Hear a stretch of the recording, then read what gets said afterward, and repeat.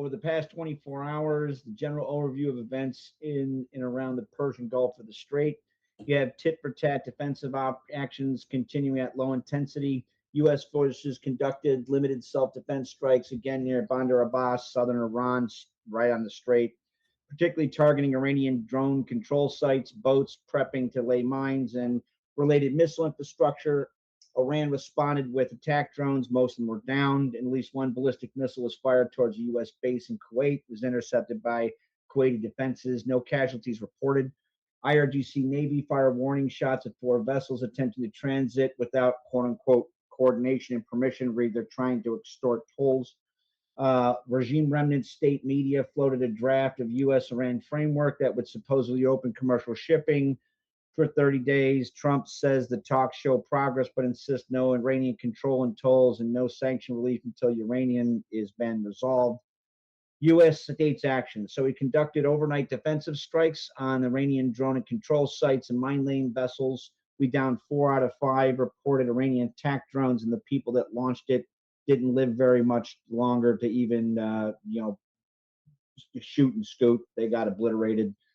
Continued enforcement of the naval blockade on Iranian ports, redirecting, diverting vessels. So Project Freedom is still in play. Diplomatic push. They're pushing, the current administration is like the strait must be open to all, no one controls. Secretary of State Rubio and others are emphasizing uranium removal and no regime tolling schemes. Mullah regime actions. There's no direct kinetic activity reported in the Persian Gulf or Hormuz in the past 24 hours. I mean, as far as Israeli actions.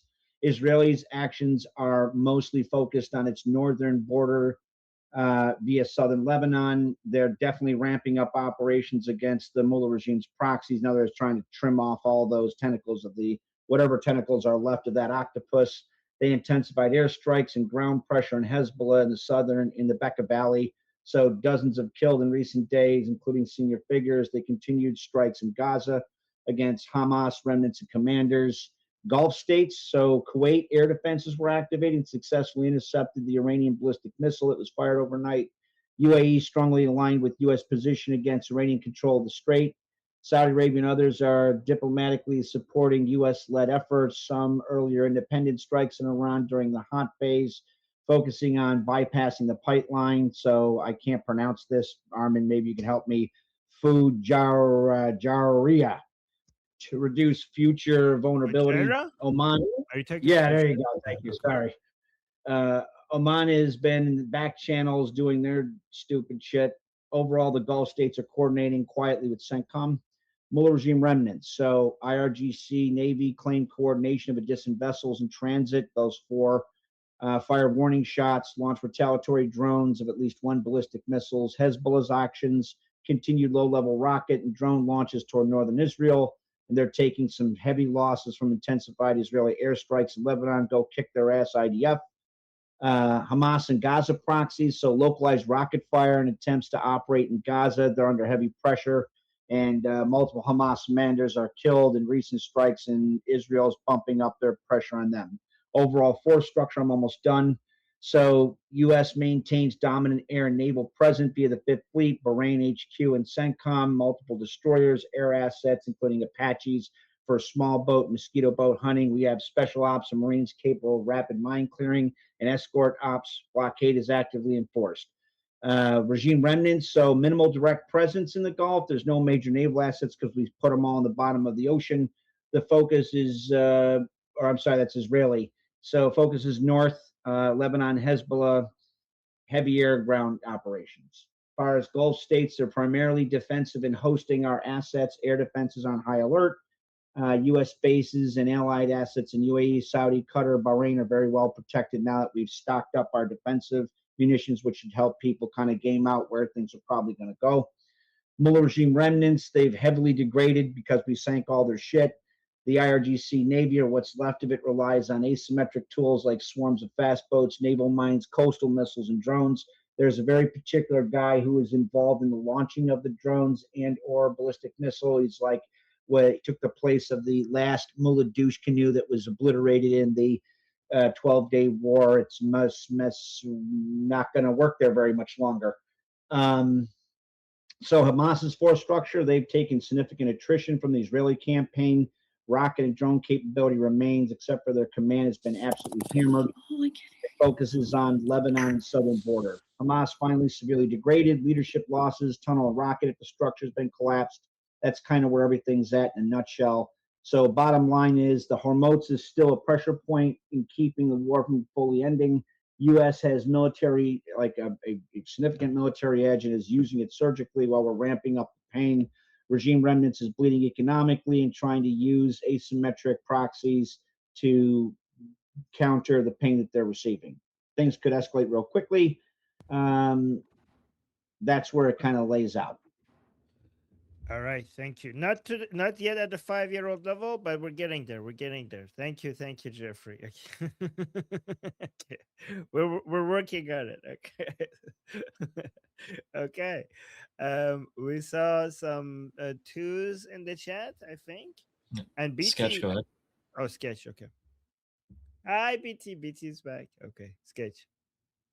Yes, what I was going to talk about was the people that are stuck there. And I went through some checking over here. Is around 20,000 vessels. Now, these are slow-moving vessels that are hard to move.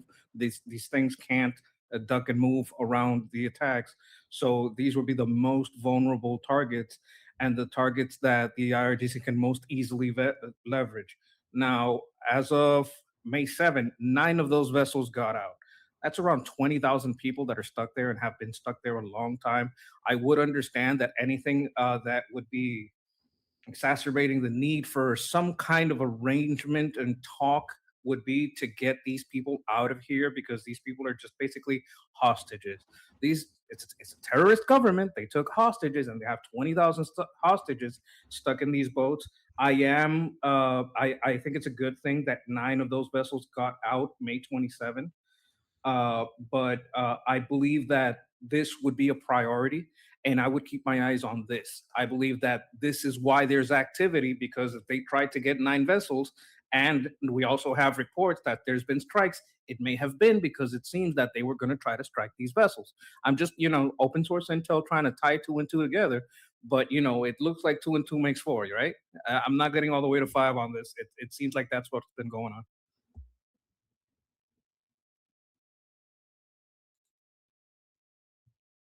Perfect. Okay. Who's next? Next to Noah? respond, we have Oh. Noah.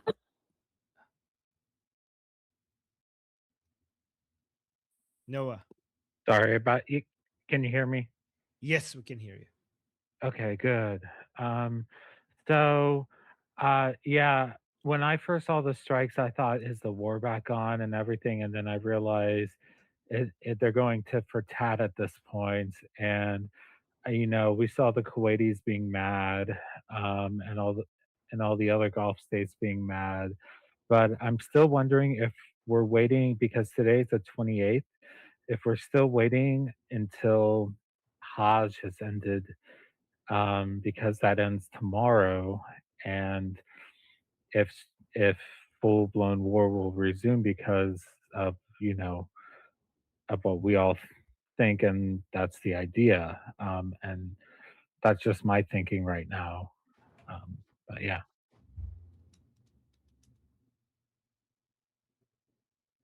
Yeah. And by the way, to your point, Noah, we got confirmation that the Hajj was an important consideration based on what I heard Scott Besson just mentioned in their press conference. You could see that it was important.